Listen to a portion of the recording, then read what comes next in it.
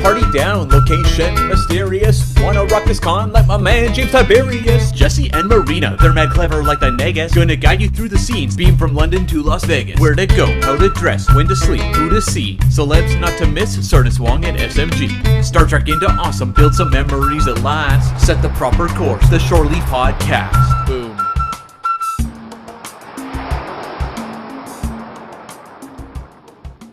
Hello, everyone, and welcome to Shore Leave. I'm Marina, one of the co-hosts, and with me, as always, is my wonderful co-host, Jesse Ocando. Jesse, how are you today? Oh, I am great today. I'm happy to be here. I am. I'm excited because Bill's here because I've been wanting to have Bill on the show for a while. So yes, I love you, Marina, but I'm happy Bill's here. So for those people who are not in the know somehow, we have with us Bill Smith of the Trek Geeks podcast network. And Bill, thank you so much for joining us. Welcome to Shore Leave. Jesse and Marina, it's so great to see you. It'll be even better to see you both later this week. But thank you so much for having me back. I think this is maybe 6 years between appearances on Shore Leave, perhaps. And I think you were on when Heather and Jeff did it, right? Yeah, I was on like episode 2 or 3 or something like that. Oh, yeah. And right now we're up to 84. 84. So, yeah. So you want to tell us a little bit about Trek Geeks and the network? In case, again, for those we like sharing. who've never heard of Trek Geeks somehow. Yeah, for those folks who may not be familiar with Trek Geeks, we started off 7 years ago, which is kind of mind-blowing. It's just sort of two idiots talking about Star Trek through the lens of their friendship. And in that time, Trek Geeks has become a fairly substantial podcast network with, I've actually lost count because some shows are kind of, taking a break and some shows are brand new. I want to say we're somewhere in the neighborhood of 12 to 14 shows in various states of production. And all about Star Trek and all hosted by people who love this franchise as much as we do and as much as everybody watching this will. It's about passion, and that's really what we want the shows in our network to be about. So I started as one show. Now we've got a whole bunch, including like Sci-Fi Sisters and Deep Space Pride and The Divine Treasury and 5-Year Mission, the podcast, which I'm always excited about, especially since they're going to be the house band in Chicago. And the most recent one, of course, is our mutual friend Ron started the Con Pod about the convention. So at some point, we got to do a joint project about conventions. Absolutely. Yeah. Con Pod recently just launched. Episode 1 came out, I want to say last week. Yeah. It's the kind of thing where Ron came to us and said, "What do you think?" And we said, "Okay. Yeah, that sounds fantastic." And so it just kind of happened incredibly quickly. Dan and I are out of bandwidth.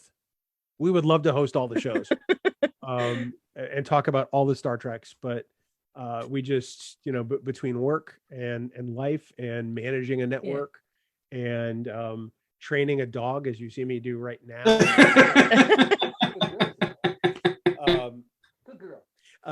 We have a rescue that's been with us for 2 months now, and she's amazing, adorable.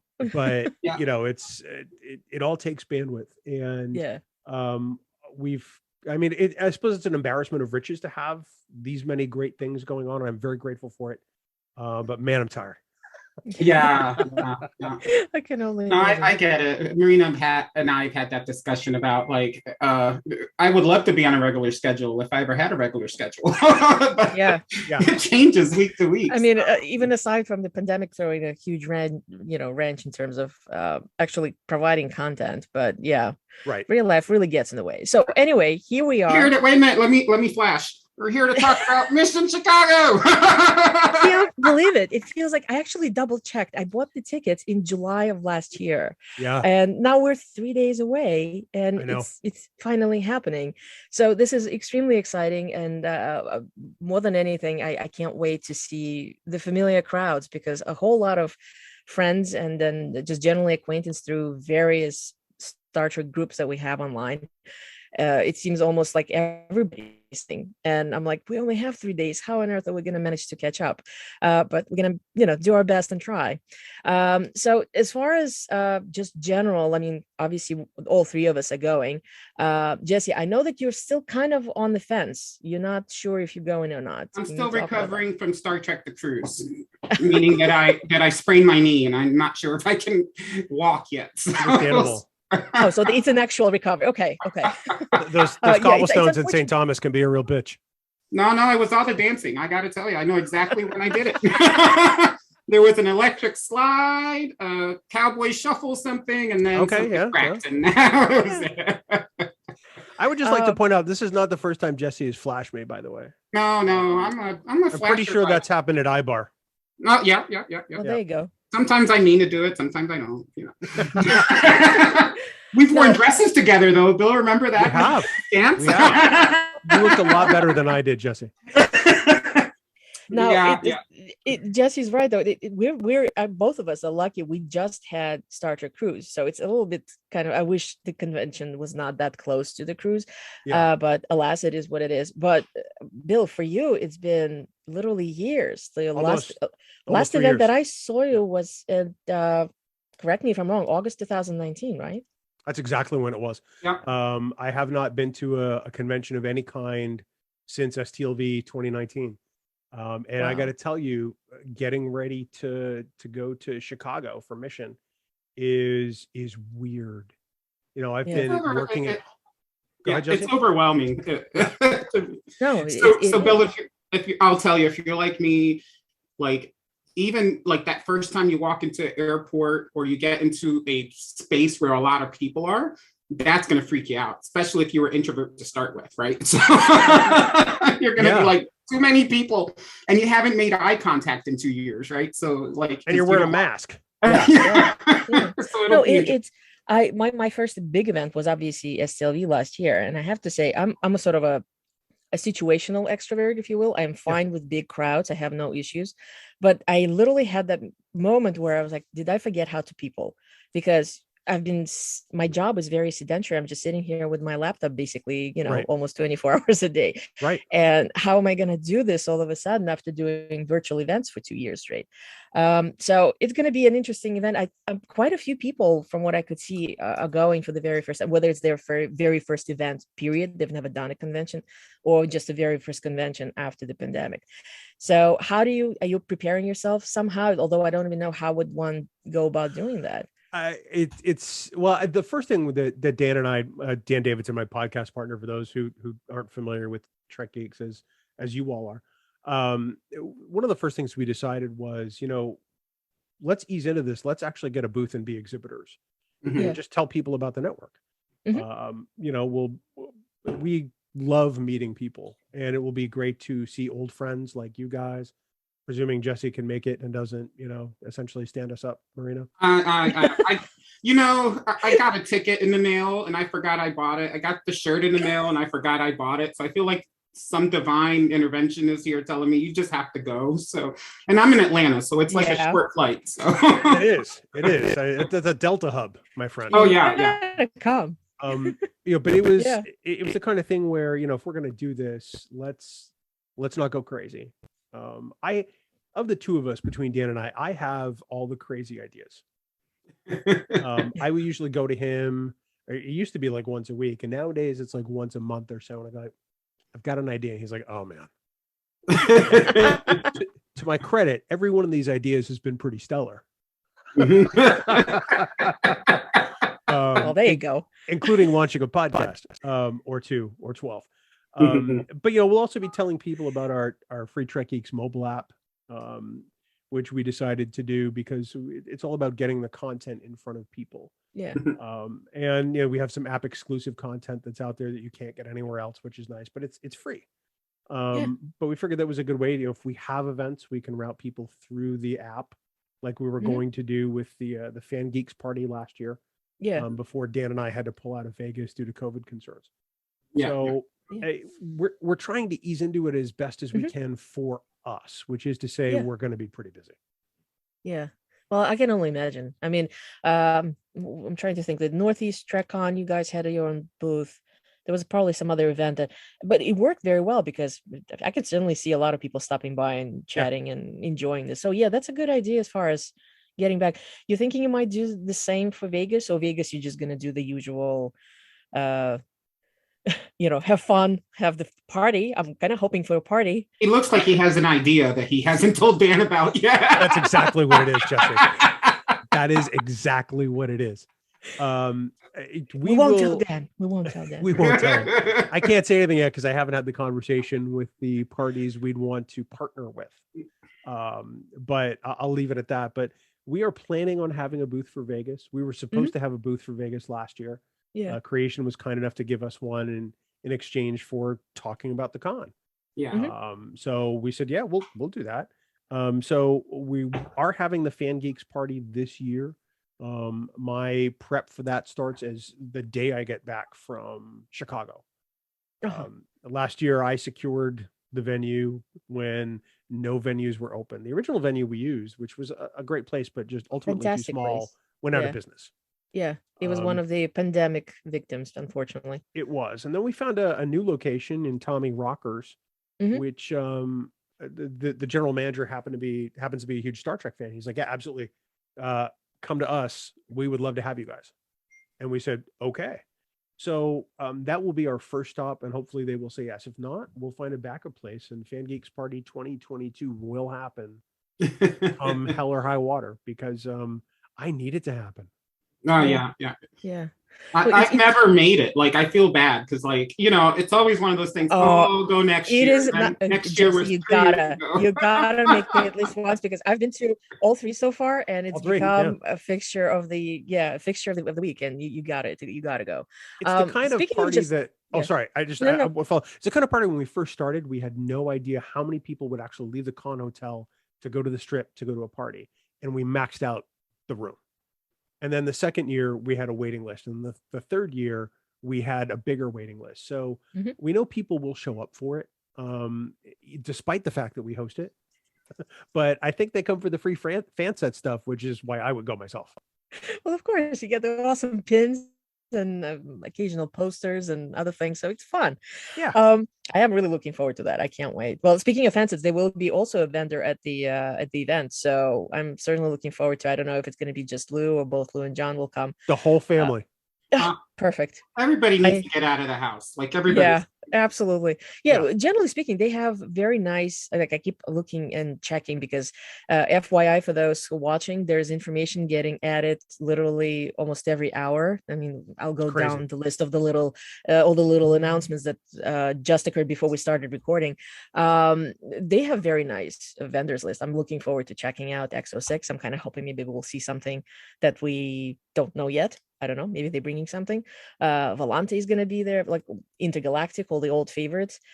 So that's going to be pretty exciting. In terms of parties, though, I've noticed sort of a trend developing. Like, usually for Vegas, other conventions that I've gone to, like Destination, there will be normally somebody will say, okay, I'm planning to have this party, and we'll kind of try to arrange it into a list so people are aware these are all the events that are happening. This time around, everything is happening spontaneously because there is no tradition of having a convention in this particular spot.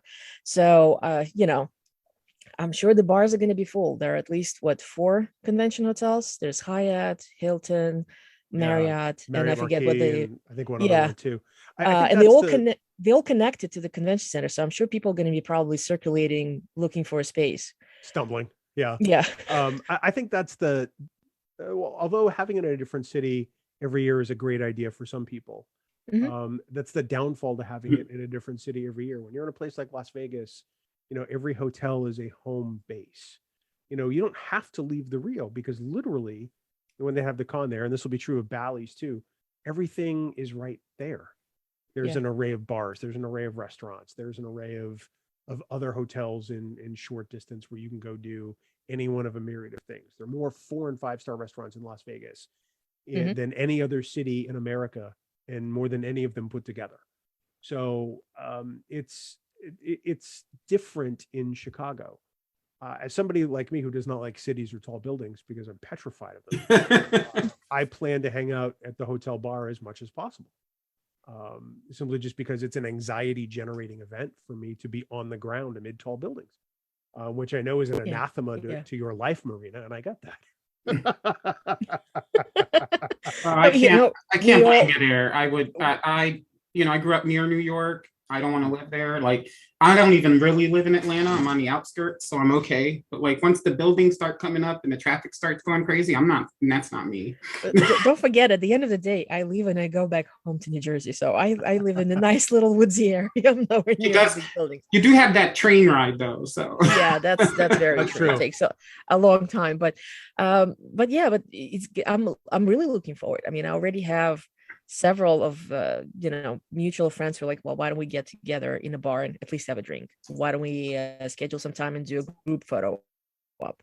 Why don't we have a dinner? And like, little by little, the social calendar is really filling up, I have to tell you. So it's going to be I suppose a variation on the experience, because obviously this is not Vegas, but at the same time, it is a convention that's going to have a very high percentage of veterans coming back, if you will. So I can't wait. I'm really looking forward to this. I had very grandiose plans for Chicago. Originally, we were planning a live Trek Geeks for charity at a venue close to McCormick Place. And the venue, although they were interested, they lost their liquor license during COVID because they didn't pay to renew it, because they had no idea when they'd be opening back up. But it was like a live Trek Geeks in the style of the Tonight Show. That would have been fun. Yeah. With a live band, which hopefully at that point would have been 5-year mission, although they had not even had discussions with Reed Pop. And then we were planning one other sort of party to benefit another local charity in the area, like an LGBTQ plus charity that does a lot of work on the South Side. But again, venues dry up. There were places in Chicago that post-pandemic wanted a venue buyout. And then you start talking about numbers like $30,000. Oh my God. Yeah. And I'm sorry, we're a small fan-run podcast network. We don't have 30 large lying around. So it's the kind of thing where maybe we'll try to concentrate those efforts at a place like Vegas. But we would like to be able to do some big event in the official city or the official con in whatever city it's in every year at some point. Yeah. That would be, I mean, it'd be great. Like, I think we miss an opportunity when we don't, they don't reach out to like the fan area, like the fans in the area, the fan run, the fan promoted stuff. I think Vegas did, but I think we just organically just became a fan. Like, we just planned our own stuff. We had our own calendar, and so Creation had their calendar, and we had our calendar, and like don't forget, we've had years to develop it. Spring out of nothing. It's taken years before somebody brought things just to just give away, and a swap was born. Somebody decided that, why don't we do this, and now we have the traditional lending party before this. As this, if I'm kind of hoping that we have years of missions conventions to that will happen. Something else, a slightly different fan culture will grow around it. Well, this is the second mission, right? Because they had the New York one. Yes, the 2016, the 50th anniversary was the very first one in New York, and it had its own challenges, and obviously it probably felt differently because New York has its own vibe, its own atmosphere for conventions, especially in view of having something as big as New York Comic Con and a whole lot of other events. So now we're in Chicago. We're not in Donnie Stevens. We're in McCormick. McCormick is a rather nice and very large convention center. And we probably should talk about this. So, because I've seen several people actually asking, like, where exactly is it? Now, those who do not know, there's actually maps now available. They posted very helpful venue maps, both in the mobile app for the convention and online. So you can actually check this out. Just as a warning, it's in the West Building, so it's one of the it's one of the buildings that constitute the entirety of the McCormick Convention Center. Something. And as a warning, go ahead. Well, I was going to tell. So I've seen online a few people going, "Oh, it's where we had the convention the last time, which was the 50th anniversary in Chicago, which was in Rosemont, actually, not even Chicago." So I've had to correct a few people about, no, you don't go there. No. The old creation conventions, they were smaller and they were very very lovely. Very intimate. They were Very probably the intimate. best. Yeah, They were very the intimate. biggest ones out of these small tour conventions that Creation used to do. So yeah, that was a whole thing. Shout out to my Phantom Battalion group, who was actually coming to Chicago. We're actually gonna have an in-person reunion, if you will, and gonna do a photo and everything. So I'm really, really looking forward to that. But something I wanted to bring up. Now, we all know, at least those who kind of looked into it, a lot of the convention hotels in the area are connected to McCormick via sky bridges. And I was kind of assuming, based on my experience of attending professional conferences at McCormick, that, I leave Hyatt, in my case, walk over and just get straight on the show floor. And something just kind of, I don't know, the way they were describing where exactly the location is on the website, saying, oh, the main address is off the Indiana Avenue. And so I emailed the customer service just to find out, like, does that mean that there is no access through interior of the building? We actually have to go from the street. And I got a somewhat vague answer saying, well, the main entrance is off Indiana Avenue. So I kind of, folks who are arriving early, make sure to check out beforehand where exactly the access is, because it could just turn out to be that, even though you literally have a 5-minute walk or 10-minute walk across the sky bridge, but you actually have to go and get into the show floor, accessing it through the main building entrance off the Indiana Avenue.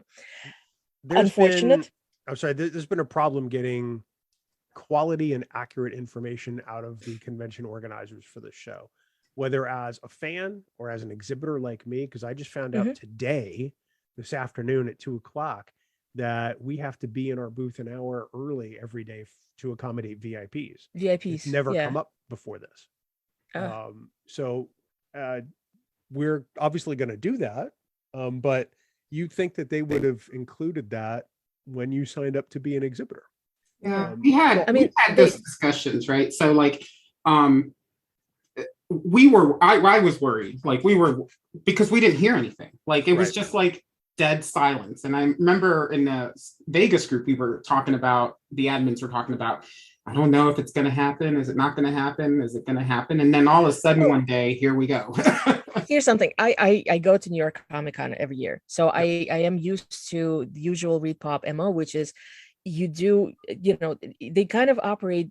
A lot of people know that they put on a great show. So it's sort of like an assumption that you will have a great show, but they're not going to reveal the key pieces, some of the biggest attractions, until very, very close to the show, which I know that single franchise convention attendees, such as for Star Trek and probably some other shows, would find it a little bit strange. We're kind of accustomed to having guests announced a year ahead sometimes, and then little hints of events drawn, like what's going to happen at the convention, and we're going to exhibit this and we're going to do that.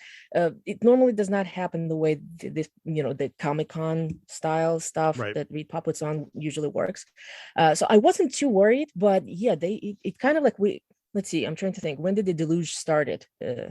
My friend Rodney says, like, it's a deluge of information about 2 weeks ago. Yeah. It literally all of a sudden was like, okay, this person comes, this person. Blah, blah, blah, blah. Right now we're at about 34 guests. Well, speaking of which, we just had, in a matter of several hours ago, announcement that Ethan Peck is joining the guest list. I don't think he's on the website yet, but they definitely tweeted it. It's on Facebook. So it's very exciting. Ethan is a marvelous, marvelous guest. I'm really looking forward to. He's fun. He was on the cruise. He was fun. He's a very fun, he geeks out. Like, that's what I like about him. Like, he's they start, incidentally, if you check Epic's website, which is where you have the tickets for the photo ops and autographs, that's another addition today. They actually added group photo ops. So they have the Discovery cast, they have Enterprise Trio, they have a whole selection you can choose from. They do have one, as far as Discovery, there are actually two different ones, one with Sonequa and one without. So check it out. That certainly is a wonderful addition. Something else I wanted to bring up. Hey, Marina, I just saw your sister online. So she said something. So hi, Olga. Hi, Olga.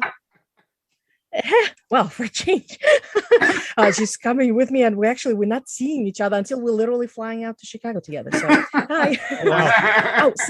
Something I wanted to bring up, as we all know, regardless of the type of event and the size of event, things are literally fluid up until last moment, and even as the convention ongoing. One of the bigger changes that I've noticed is that they actually are adjusting the schedule. So if you already looked at it and you marked it all off and printed the spreadsheets or however else you organize your panel schedules, make sure to kind of keep double checking, triple checking everything. Picard cast panel was originally scheduled for the late afternoon on Saturday, and I myself was wondering about that because in my view was, how is it gonna, like, the optics of it? Can you imagine the Picard cast sitting there and then all of a sudden midway through the panel half the room gets up and leaves for Kate Mulgrew's Q&A and book reading? So it felt like you have these two big things against each other. That doesn't quite work. It's a little scary, isn't it, Marina? Because like people like you organize ahead of time. So how are you? I can't help myself. Are you literally looking at the schedule every day for changes? Yes. Allegedly. So anyway, so they I know, maybe even more than once a day. This shall may remain unknown. But they made a very good change. They swapped it. They pushed it to the main stage for mid-afternoon on Sunday. So again, just kind of keep looking at it, because I'm sure additional things would be probably added. I'm not quite sure. I mean, we certainly have enough room to accommodate additional panels. Hey, Marina, we got a question. A question. Oh, okay. I just saw it. Rodney says, remember the app. So yes, the app. But Allie has a question. Oh, good. Yeah. Let's see. Do you know if they have announced the photo op time? Not yet. I literally checked before we started recording, and I know that this is a point of contention for quite a few people who, like myself, try to schedule ahead of time. And right now, you kind of stuck because you can certainly arrange things, but you don't really know is the photo op or the autographing session going to be slap bang in the middle of something else that you're already kind of dead set on doing. Hopefully we'll hear about it. One thing to be said, Epic is incredibly efficient, so the moment information is available, they will release it. Speaking of just always planning, so do you actually get to do something else as a fan? Because I was curious about the whole thing. Like, obviously as a vendor you have to be at your booth, but do you get to, like, do you guys going to be like, okay, from 9 to 10 I'm off and I'm going to do this, and then you swap? Well, the nice thing is I think we have 8 or 9 shows that will be represented at Mission Chicago. Oh, good. Yeah. So if Dan and I need a break, or if we have to, like, say, go host the panel that we have to host on Sunday, which is the last panel on the 4th floor for the entire convention, then we'll deal with that, as we have to. But ultimately, I'm happy to just sort of hang out in the booth this first con back and just sort of, take a break every now and then to go bug fan sets or go say hi to other friends. Like I said, I'm going to be in one spot and I know where I'm going to be. And right now, that's all I can process.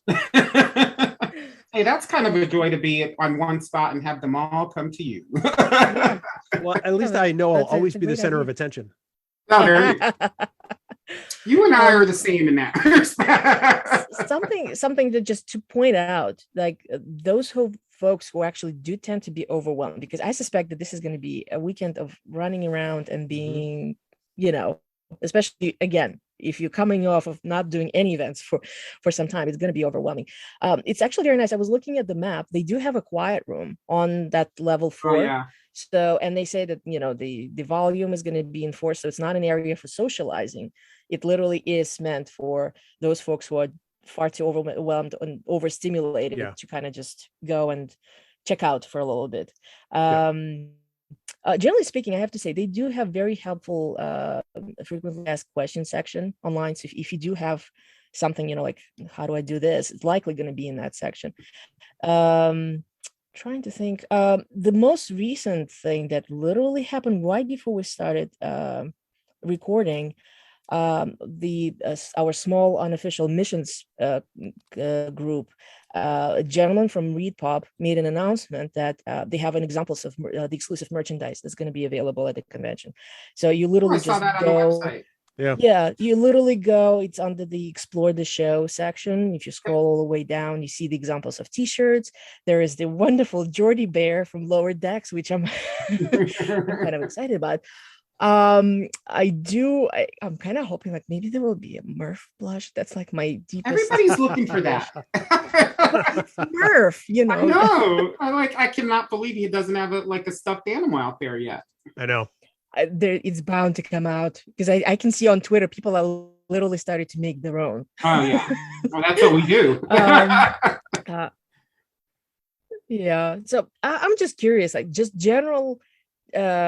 Between the photo ops and autographs and all this amazing merchandise and other vendors, is there something that you're like 100% absolutely this is what I'm looking for? It's in my top 5 things to do during the weekend. No, and I say that being somebody who's been going to Star Trek conventions now for 30 years, on and off. The value in it for me, I mean, I feel like I've seen most of the panels. You know, I've seen most of the discussions about the original series and Next Gen and Deep Space Nine. And granted, there's some newer panels I could and probably would like to go to, and maybe I'll catch some of those. But I go really I go really to see my Star Trek family, the people that I really only get to see once, maybe twice a year if I'm lucky, because those bonds mean something to me. Oh yeah, yeah. This collective experience that we have and going to these things and sharing our love of this thing the way we all love it. It's communal. It creates a sort of a community that we all get something from, and that to me means more than what's or rank the 13 Star Trek movies. Although those discussions are fun, I would rather just hang with my friends, and that's really what it's an excuse for me to do. I probably will spend money at Fansets that weekend because I still buy my Fansets pens. And maybe a couple other things, but other than that, oh God, we're being invaded, Bill. I know. Oh my goodness. I almost said photobomb, but that's well, technically, yeah, that's a photobomb. Essentially, you are, because he's not bright enough to figure out how to turn on his camera. Oh, there you Welcome Hi, everybody. aboard. I'm sorry I'm late. I didn't surprise. I didn't think I was going to make it, but you know what? I ate my dinner as fast as I could so I could run up and say hi to you guys. Oh, thank you very much. I am so happy to see you. I was telling Bill last time I saw you, we were all in skirts. Yeah. Yes, that's right. That's right. Jesse flashed me. I did. See? He did. That's the best flash I think I've ever seen. Oh, this is too much. Oh, My Dan, God, what I have you miss you been guys up so to? much. We've heard from Yeah. Bill. Tell us what you've been up to. Oh, well, I'm sure he told you all. I don't know if, well, maybe he did, maybe he didn't. I'm not sure, but we've been inundated at work with a cyber attack. So that has been taking all of our time for the last several months, and it's been just absolutely crazy. But it's starting to wind down a little bit, starting to get back into a regular groove with life. Cannot wait to get out to Chicago this week. Heading down to Disney at the end of the month. I'm picking up my brand new Can-Am Spider tomorrow, which I'm ecstatic about. I've been wanting one of those for like 10 years. So you're picking up your midlife crisis. Got it. My midlife crisis that was 10 years ago. I said, but yeah, I'm very excited. Things are going great, and it's great to see both of you and even Bill. So well, you see him every day now. He's going to be standing on the opposite side of the booth, aren't you? Yeah, pretty much. Social distancing. Yes. That's what I'm going to tell you. We live 7 minutes from each other, and in the last 2 years, I think we've seen each other maybe for 5 minutes at a time in passing, simply because we've both taken it uber seriously. Yeah, absolutely. Now I have to share a hotel room with this jackass in almost 3 years. So much love here. I can't. The love has not faded. Last time we traveled was to the Star Trek Picard premiere in Hollywood. Yeah. Oh, yeah. The pandemic. Yeah. Wow. Right beforehand. Yeah. Yeah. Yeah. So this is like a big reunion convention. Yeah. I mean, we had the cruise, but the cruise is kind of limited, right? It's only 2,000-3,000 people. But this is, so when I first saw this come out, like people were like, I'm not sure about it. And then I think when the pandemic hit and then this popped up again as the next thing to do, everybody's like, I don't care, I'm going. Because everybody's pandemic, like just too much, exhausted. I'm exhausted, fatigue. What do they call it? Pandemic fatigue. Yeah. And you're just tired. And I'm like, let me just get it already so I can just get it out of the way. Right. Well, you know something? I got it completely unrelated. And that's with like being vaccinated and boosted. And like literally I still wear a mask wherever I go. So Well, nobody's safe. I did not get that, but like the past 2 cruises that I've been on, the cruise in 2020, I came back with like pneumonia, and then this time I came back with a twisted knee. So I really do enjoy partying. So we'll see what Chicago brings, because I think I'm gonna have to see it not get hurt though. let's not do not hurt yourself, please. If they just need to stop dancing for a minute, or don't invite me. You invite me to dance, or look out. Something I wanted to the previous topic that we were talking about, and I just wanted to, before Dan jumped in, I just want to kind of finish it off. Okay, something that I noticed about the panels at this particular convention is that we actually do not have that many of what Bill was saying, like the ones that the traditional ones where we've heard all the stories, but we still go because these are all our favorites. So we don't actually have much of TNG presence. I mean, besides Will and Natalia, we don't actually have anyone. It's particularly as far as main cast members, just Will. We don't really have. Well, we do have an Enterprise panel, but we do not have. I'm trying to think. Well, we do have Deep Space Nine. We do have Deep Space Nine. So it's a little bit more geared towards actually having cast panels of the current productions. So we're going to have the Prodigy panel. We're going to have the Strange New Worlds, of course. Everybody's very excited about this one. The Prodigy one as well, because you remember Hageman Brothers actually hinted they're going to show something that's never been shown before, some sort of, I don't know if it's behind the scenes or an actual footage. So make sure to check it out.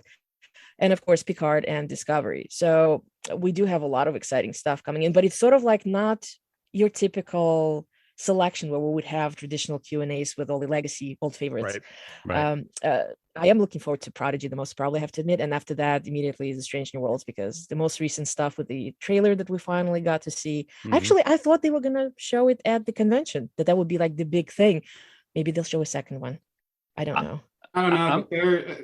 I've never seen, like, since Discovery started, like, I've never seen these little character features that they're doing. Yeah. I thought that was fantastic. I'm just excited. Yeah. There was another question from Allie that I wanted to bring up, and because I specifically have a question for Dan as far as that's concerned. What is a Star Trek cosplay that you hope you'll see at Missions Chicago? And I'm wondering if Galt is going to be back. Well, Galt was going to be back, but with the pandemic and work and everything, I wasn't able to put what I wanted to into getting it ready. I had 2 cosplays I had planned to do. I was going to do Galt again, and I actually was going to do a Marvel Star Trek mashup. I was going to be a Starfleet admiral, but I was going to be Thanos, and I have an Infinity Gauntlet, and I got the chin and all that. I'm going to wait. I'm going to do that in Vegas. And Bill has a question. What? I'm trying to wrap my head around Thanos being a Starfleet officer. That's why it's a mashup. Hold on. He could be an admiral, but he wouldn't he be a Confederation officer? No.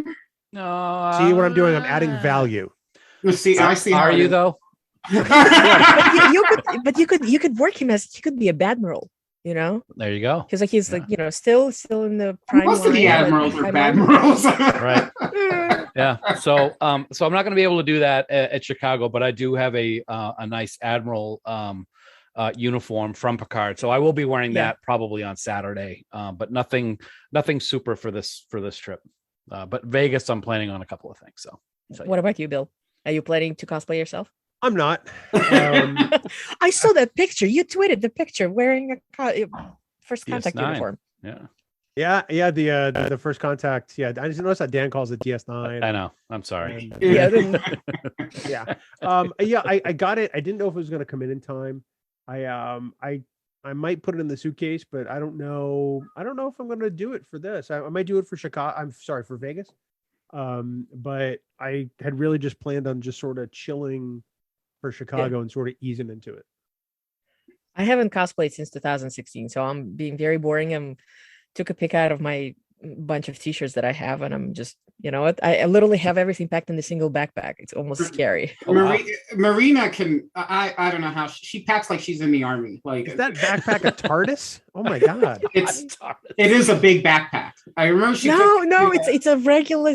One of those little. It gets huge. Like, I remember seeing you at Destination Star Trek that year, and the backpack was bigger than you were. First of all, it was not. I was limited by, I literally, something?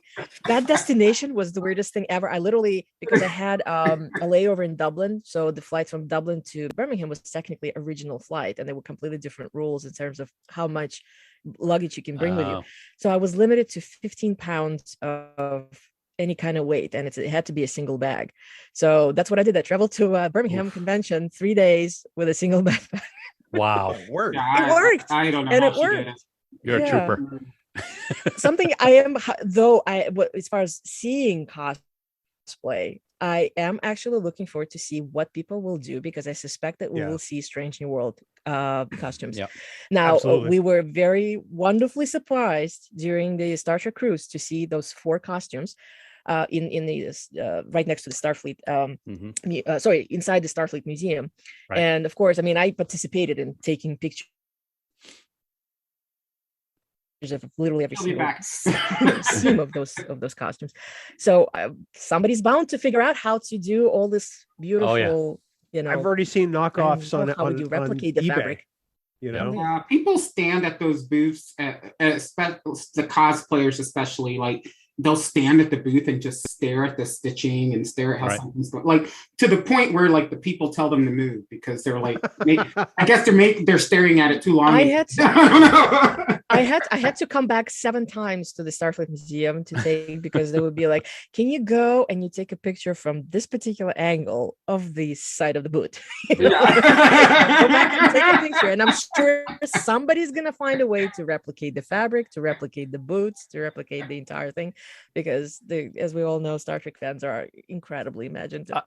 I got to say, I'm really hoping, excuse me, I'm really hoping to find and see cosplay of Q from season 2 of Picard. That outfit that he's got on with that sash and everything, that is awesome. And I really, really would like to get my hands on that outfit. I would cosplay as old Q in a heartbeat. Old bald Q. Yeah. Old bald Q. Well, yeah. Mm-hmm. Now, are you doing any of the, what I call them, the usual convention activities, which is the photo ops and autographs? So you just not bothering this summer? I mean, we do have new people showing up. I'm very excited about the new Borg Queen. Oh yeah. Yeah. I'll tell you what. She have all her limbs though. Yeah. Annie Wershing. 50-50. Annie Wershing. Yeah. Here's my take on this. I really want to. I'm waiting till I get there before I decide whether I'm going to do it. And if anything's sold out, so be it. And I don't want to sound like, all pish posh, but I don't want to get a photo op if there's plexiglass and masks. I don't think it's as personal that way. And I know that now, at least from what I've understand, is that it's going to be the talent's decision of whether they want the plexiglass and masks. So if Annie doesn't need those, I am right there, and I am definitely getting a photo and autograph with her because I love her. Yeah. It was that way on the cruise, I think, a little bit, because I know some of the actors you were like all in, and then some were like stand away and don't touch me. So I'm that way with Dan. Marina, you did more on the cruise. I only did one with Terry Farrell from Trials and Tribulations, and it was just a normal photo op. We were holding a tribute together. So. I did the doctor's photo, and they were all over me. So it was well. Who wouldn't be, Jesse? Come on now. No, but just generally speaking, as far as photo ops, they specifically said, like we're not. It's I just hope maybe they will provide a list like what Vegas did last year. We had a list at the table. We will buy photo ops saying, okay, these are the people who will be doing stuff with plexiglass and these ones, and the ones that weren't doing it were actually a great minority at the time for obvious reasons. This time around, let's see. At the cruise, I think the only person who was doing photo ops with the mask was Saniqua. She has a very small child, so it was very understandable. Right.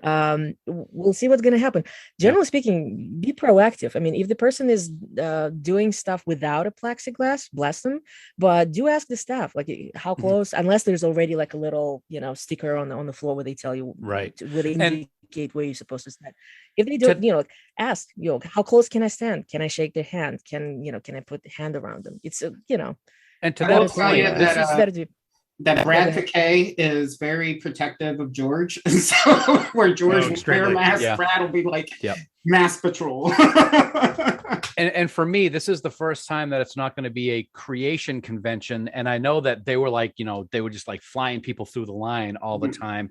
I don't know what this organization, if they're more open to quick discussion to ask the staff how they want to do not stuff. Really. It's going to be just as far as asking stuff, absolutely. Epic is very efficient, very professional. Anytime I go to a Comic-Con, if I know Epic is servicing at least the photo ops, because sometimes they also used as obviously as a ticketing service. As you can see here, you can buy autographs from them as well. Right. But generally speaking, they're really, really good. They have Instaprint technology, so you get the photo right there. And if you see that you blinked or the guest blinked or something does not look right, they will take the photo away. Unfortunately, you cannot keep it, but they will rotate you back into the line and you'll have another photo taken. And the moment you say, okay, fine, there's like a little code. So they literally, they scan you out and that's it. After that, basically done. And if you buy a JPEG and they scan you out, if you look in your email, the JPEG is going to be there. Wow. And they are very, they've got the process down. Yeah. You're not going to have time to like have a conversation because you're going to be running through. It's the usual photo op process because there are very few conventions where you can actually go up and have like even a minute-long conversation with somebody because there's a line of people. Yeah, like on the cruise, it's a little different because it's not 5,000 people trying to get a photo. You're trapped. You are trapped. So they're a little more open, but like even this year, I saw Epic like trying to do one thing, and the actors were like, "We're not doing that," because they take their time. But I am another person that I'm really, really excited to see is James Cromwell. I absolutely love First Contact. It happens to be my absolute favorite Star Trek movie. And the fact that they managed to get him somehow, because I don't think he's done a convention in 20 years, over 20 years, something like that. So that's going to be very exciting. And there's definitely a lot of interest. I mean, I'm getting an autograph and I'm getting an autograph for 4 others. So it's funny. We had the honor of having him at the fundraiser back in January. And when we were, when all the people were coming on, we would be in the green room, so to speak, welcoming them as they signed into Zoom. And I got to tell you, he was probably the only person that I was just like, hi. Hi, Mr. Cromwell. It was like, oh my God, I'm like, he's Oscar nominated James Cromwell is talking to me. I just couldn't believe it. It was total fanboy moment. It was exactly. Funny. Yep.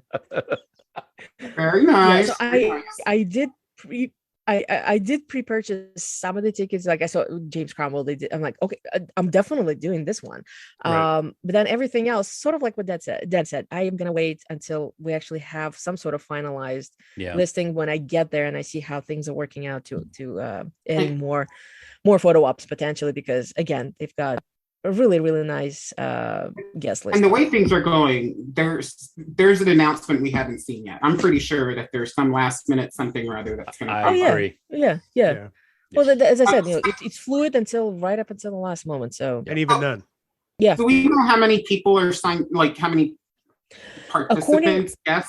According to the official website, McCormick's official website, if you go into the calendar, click the event, they said anticipated attendance is 8,000 people.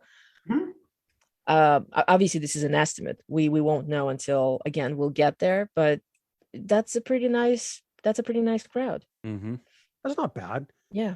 I think they're anticipating a lower turnout than Vegas for this first one, especially since it's the first official con in over 2 years. It's toward the end of a global pandemic. They've been slow to add guests. They've been slow to make announcements in the last year.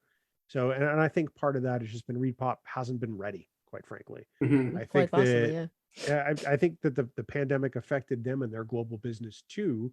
And this is really kind of their return to the convention circuit for a large fandom, dedicated like Star Wars.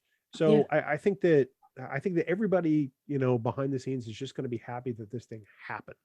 Yeah. And I honestly, that's kind of how I'm approaching it too. I know it's going to be a different experience than creation. I'm fine with that. It doesn't bother me that there's 35 guests where creation normally has over 100. It's a different con.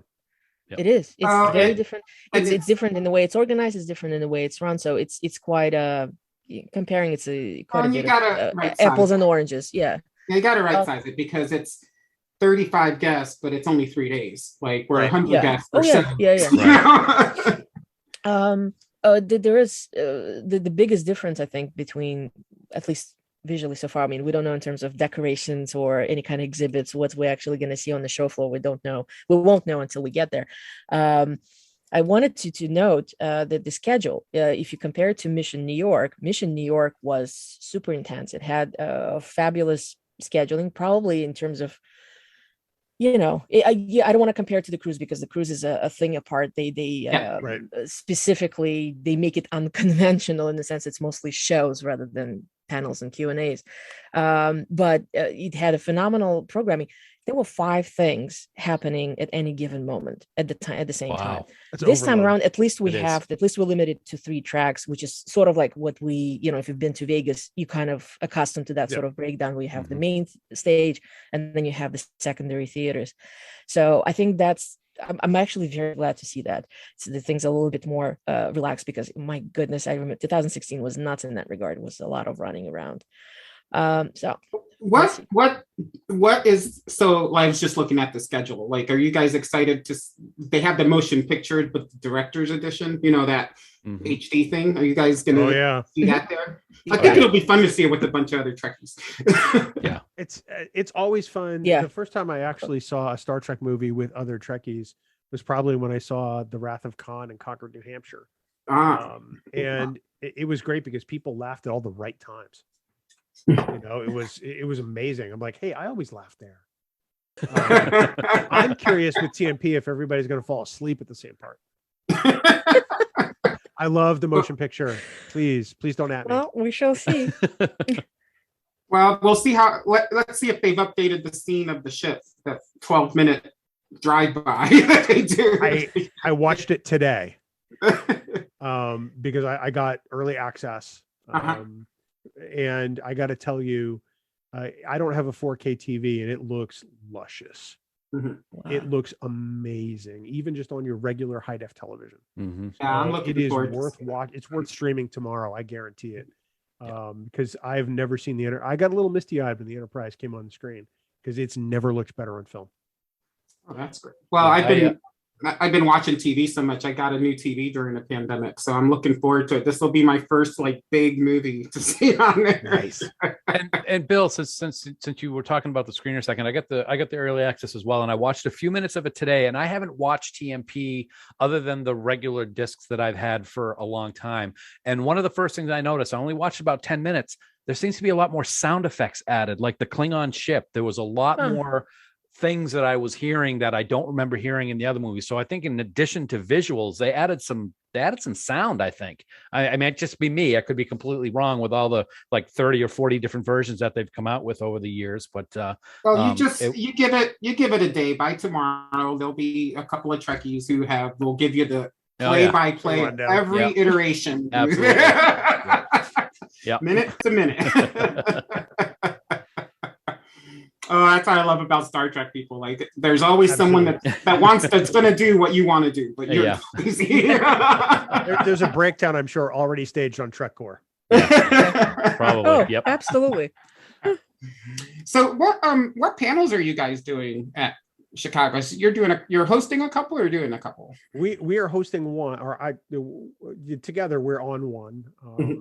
I'm going to lead Dan and Heather through a discussion of Star Trek Saved My Life Sunday at 3:30, which is the last panel of the con on the 4th floor. So we're in room 471B. And then Matthew Simone from one of our podcasts called With the First Link, which is a sort of look at TNG, is hosting the Trektivism panel like he did for the Trek Talks telethon. And Chase Masterson is part of it, Noah Averbach-Katz, and a few others.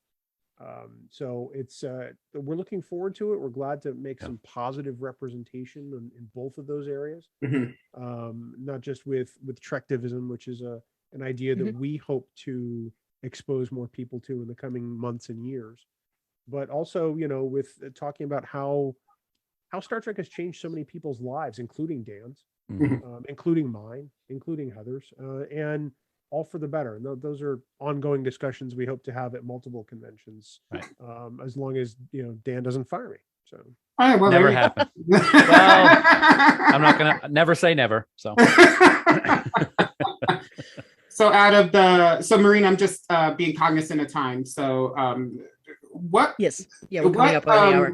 Yeah. What, like, so out of everything coming up with Chicago, what's like you're just more excited to, and what state? How do you finish that sentence? And I already know one of the answers, but I'll jump in and yeah, please. I'll jump in and say this right here. Seeing you guys, seeing the people that we haven't seen for 3 years is what I am most looking forward to. That's 1A to be, just fantastic. Yeah. I'm not gonna lie, and Dan will testify to this. I'm an emotional guy, and as I get older, my ability to not be emotional gets slimmer and slimmer and slimmer, to the point where I pretty much just bring Kleenex wherever I go. Oh yeah. And I'm prepared for this to sort of be an emotional onslaught of sorts, because there's so many people I've missed, present company included, who are a part of my Trek experience, and it hasn't been the same. I was so bummed and dejected when we lost STLV 2020. Yeah. And then it was even worse when I couldn't go to 2021, because it didn't seem the responsible thing to do for my family at that point. Now that we're in 2022, it's like, I don't care if I have to look like the boy in the plastic bubble from the old TV movie in the 70s. I am going to this con, and it's because the ability to gather again is the most important thing to me right now. Safely, responsibly, yes. Yeah. But it is the ability to gather, and that is what is most important to me. It's the people watching, it's the people here on this panel, it's the people who I haven't seen that I'm just going to start bawling like a baby when I do, because it's that important to me and my fandom. So Marina, what about you? Well, I'm not going to reiterate the whole thing, because it's seeing familiar faces is incredibly dear to me. In terms of the convention itself, yeah, there are several, as I already mentioned. I'm really looking forward to Prodigy. I'm really looking forward to meeting James Cromwell. Kate is a personal favorite. I would never have guessed it. Present company knows very well. You better believe it. I'm going to be there at her panel. And yes, I'm doing another photo op. You? I know, right? Shocking, right? Do they even charge you anymore? Don't you just show up and go, here I am? Yeah, of course. They just let flyer us miles. But I'm actually looking forward to, this is sort of like a continuation from seeing people. Seeing is going to be great. Doing selfies, oh my God, I can't wait. Hugs and everything.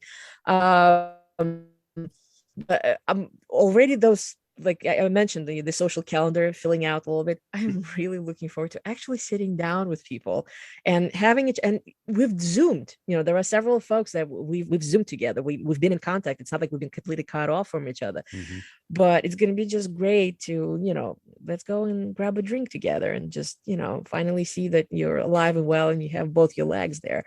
So I'm looking forward to seeing everyone. It's going to be wonderful. I'm the same way. So I got to admit, through the pandemic, I've isolated a lot. Well, we've all isolated, but I wouldn't even get on Zoom calls because Marina knows my story. They would make me cry. I would cry and be like, I can't hug these people. I can't shake their hand. And it was just too much. So work was fine, but like this weekend stuff and stuff like this was painful. And now it's better because I've actually had a release of my hugs, right? On the cruise. And I think the weirdest thing, and you're going to see it, and it's probably the funniest thing you'll see, is like, we all go like this. Are you going to hug? Or are we? Because you never know.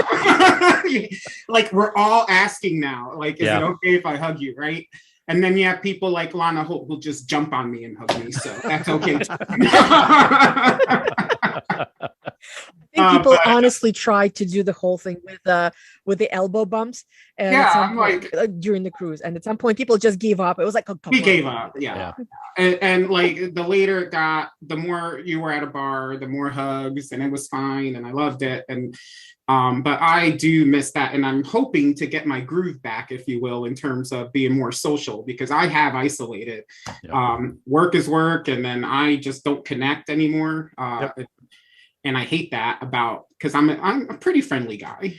And I hate that I've done that, but hopefully things will pick up, right? And you know, and I'm in Atlanta now, so I have Dragon Con here, so I have something to keep me going through the year. Definitely. Here too. So something to point out, because we've had basically, let's see, at this point, roughly half a year of in-person events, you know, in our case, starting from Star Trek, let's say the most recent Star Trek cruise, that have proven that things can be done, as Bill said, responsibly and safely.